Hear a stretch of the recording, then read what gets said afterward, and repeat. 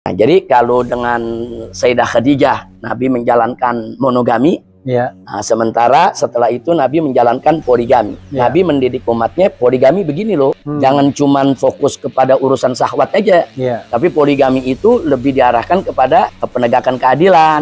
Supaya perempuan-perempuan tadi diperlakukan dengan adil. Ya. Bagaimana berbagi dengan mereka. Dan bagaimana perkawinan itu manfaat untuk dakwah. Kan itu yang dicontohkan oleh Nabi. Nah, cuman memang sayang di zaman sekarang banyak orang ngambil poligaminya, nggak ngambil adilnya. Nah, ini kan yang jadi persoalan. Nanti akhirnya syariat Islam yang tertuduh. Ya, ngambil poligaminya, tapi lebih cenderung kepada urusan syahwatnya. Bagi kita sholat tahajud kan sunnah. Nabi nggak boleh ninggalin tahajud. Bagi kita sholat tahajud sunnah, ninggalin tahajud kita kan nggak apa-apa. Tapi bagi seorang Nabi ninggalin tahajud tuh tegur sama Allah. Tapi jangan melulu kita berpikir, oh ini enak loh, Nabi kok istri bisa 9. Cuman dilihat soal perkawinannya, dia nggak lihat soal lain, beban-beban yang diberikan oleh Allah kepada Nabi yang jauh lebih berat daripada umat. Habib kok monogami? Sekelas Habib, Bu. Saya sangat mendukung poligami. Nah, saya sangat mendukung poligami karena secara syariat itu memang ajaran Islam. Dan itu memang yang dicontohkan oleh Nabi Muhammad SAW.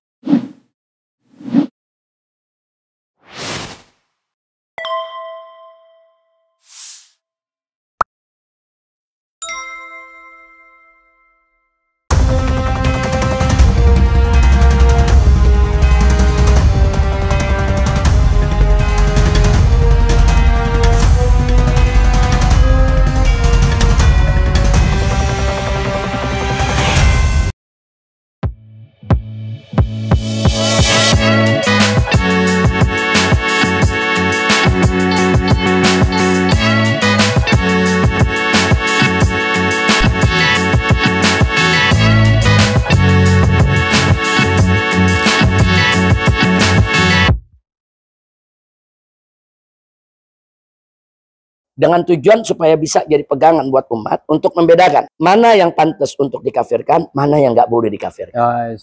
Nah, supaya jangan gebrah jangan ngafir ini seenak-enaknya, beda dikit kafir, beda dikit sesat, beda dikit musyrik, nggak boleh.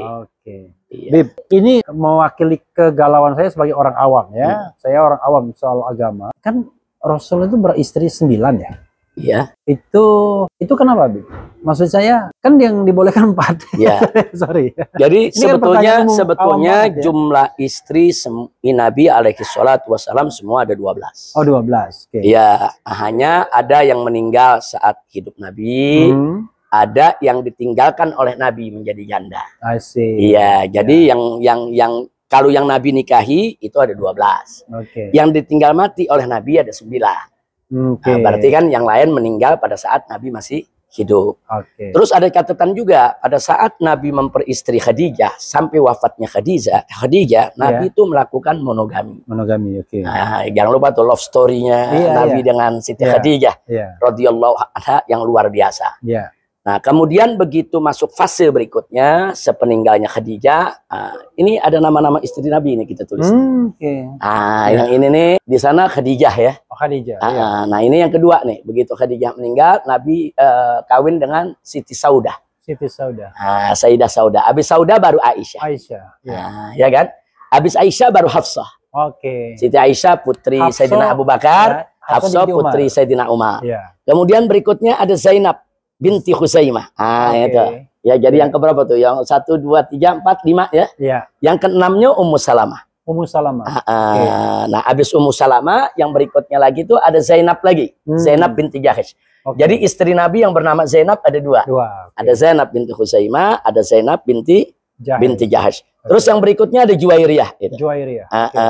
Ya kan? Habis Juwairiyah Sofia. Habis Sofia di sana ada Romlah. Yang julukannya Ummu Habibah. Nah, habis itu baru Maimunah. Nah, ini kan 11. Yang terakhir Maria Al-Qibtiyah. Hanya begini, hanya Maria Al-Qibtiyah diperdebatkan. Jadi kebanyakan ulama mengatakan Maria Al-Qibtiyah itu setelah dihadiahkan buat Nabi oleh Raja Mesir, itu memang masih hamba sahaya. Setelah itu dimerdekakan oleh Nabi dan dinikahi, sehingga menjadi istri. Tapi ada sebagian ulama mengatakan enggak, Maria Al-Qibtiyah posisinya tetap sebagai hamba sahaya. Oke. Kan hamba sahaya kan dalam Islam boleh. Kedudukannya kan halal, seperti istri. Ya, jadi dia walaupun tidak dinikah dengan syariat. Enggak perlu dinikah. Kalau hamba sahaya itu kepemilikannya tanpa akad nikah. Oke. Tapi bukan boleh ditidurin rame-rame. Iya. Yang boleh menyentuh dia hanya tuannya. Dan kalau sudah disentuh oleh tuannya mendapatkan anak, nggak boleh dijual. Jangan dijual karena dia kan harus merawat anaknya. Anaknya jadi anak tuannya. Iya. Jadi sebetulnya status mereka sama dengan istri. Dulu ya. Iya. Ini kita sekarang udah enggak. Dulu kan memang ada aturan. Iya. Ada aturan seperti itu. Jadi bedanya kalau istri halal lewat akad nikah.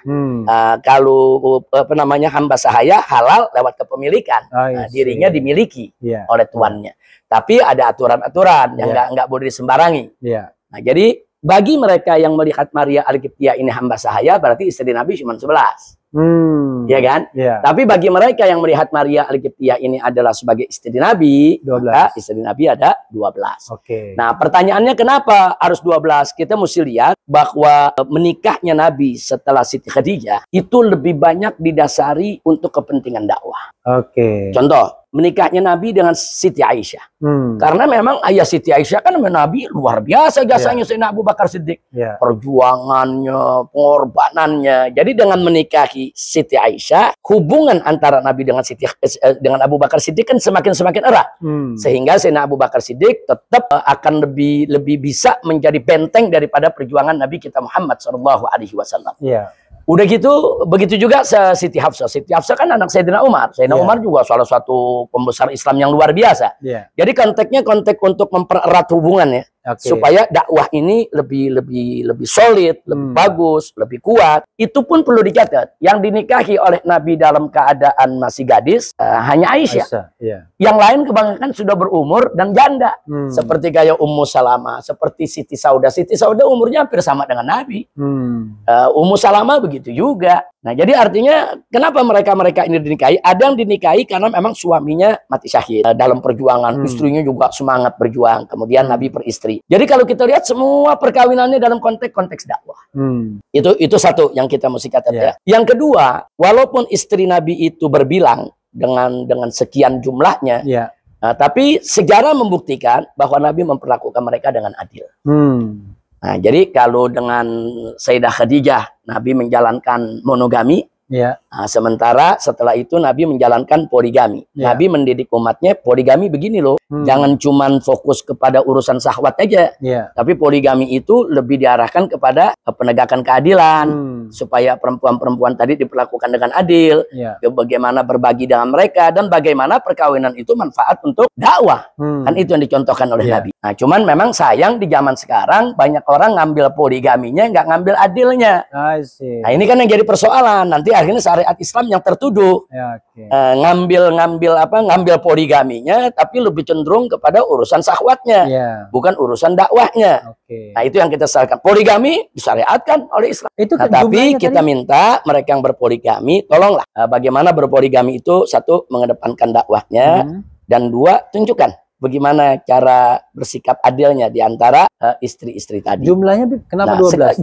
Jumlah di sini perlu kita ketahui bahwa untuk Nabi alaihi salatu wassalam memang Allah yang izinkan untuk 12. Tapi untuk umatnya memang Allah larang. Nah, dalam Al-Quran Allah nyatakan fankihu matawabalakum minan nisa masna wa thulas wa ruba.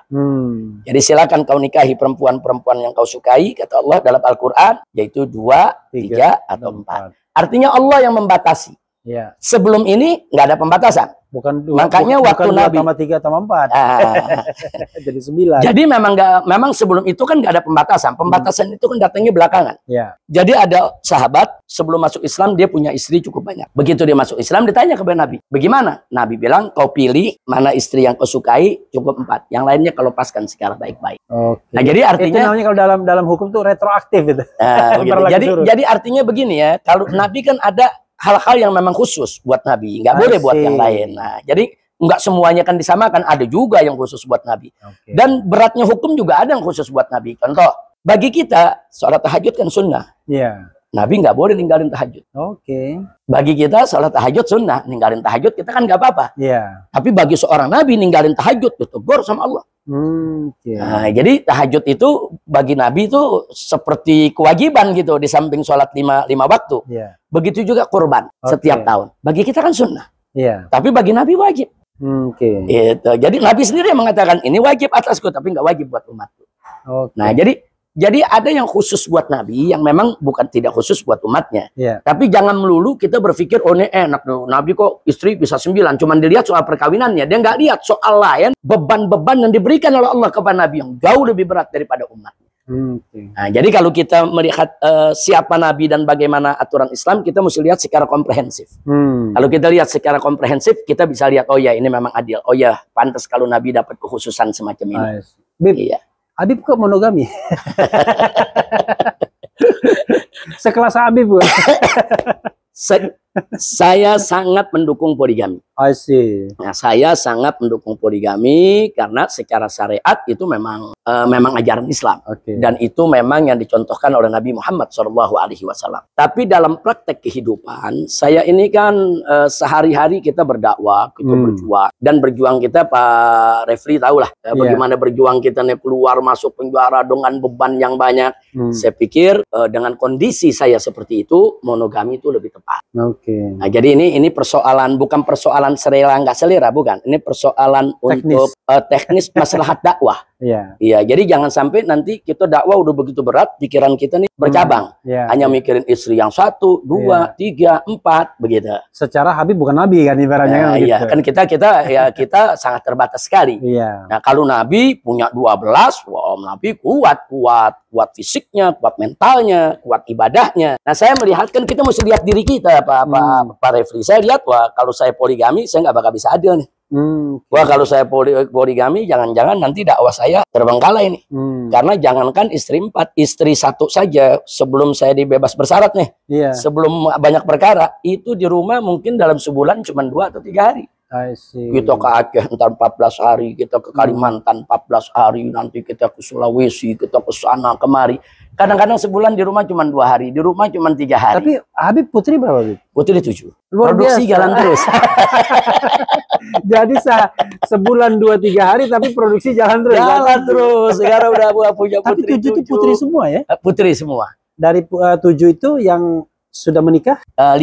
5. Luar biasa ya. Punya menantu-menantu. Kita saat ini alhamdulillah Allah kasih amanat, kita saat ini sudah punya cucu 9. Allah. Dan sebentar lagi 12. Anak 3 lagi hamil. Jadi soal monogami poligami itu bukan soal selera suka nggak suka, bukan. Kalau bicara syariat, poligami adalah syariat Islam. Siapapun harus terima itu, mau laki-laki mau perempuan, dia harus terima, itu memang aturan Allah. Nah, soal orang mau jalankan nggak jalankan kan memang nggak diwajibkan orang juga untuk berpoligami. Nah, tapi kalau saya diharamkan, jangan diharamkan. Tapi bisa jadi poligami bisa menjadi haram kalau niatnya untuk menzolimi. Kalau niatnya untuk menzolimi, kalau memang udah ada niat dari awal nggak mau bersikap adil. Tapi monogami juga haram juga kalau niatnya nggak benar. Betul. Iya. Jadi sebetulnya intinya mau monogami mau poligami, bagaimana kita al-mu'asyarah, yaitu kita memperlakukan istri dengan sebaik-baik. Jadi tolong ya istri-istri dengarkan ya. Karena Nabi mengatakan begini dalam satu hadis, khairukum li ahlikum. Di hadis yang lain, khairukum li nisaikum. Artinya orang yang terbaik di antara kamu adalah orang yang terbaik perlakuannya kepada keluarganya. Dia riwayat yang satu, orang yang terbaik di antara kamu adalah orang yang terbaik memperlakukan istrinya. Kan keutamaan kan mendoakan orang tua ya. Tapi kalau orang tua sudah meninggal, selain mendoakan, apa yang bisa kita lakukan? Misalnya kita ingin berbuat baik tuh, masih ada kakak tertua misalnya begitu. Misalnya begitulah.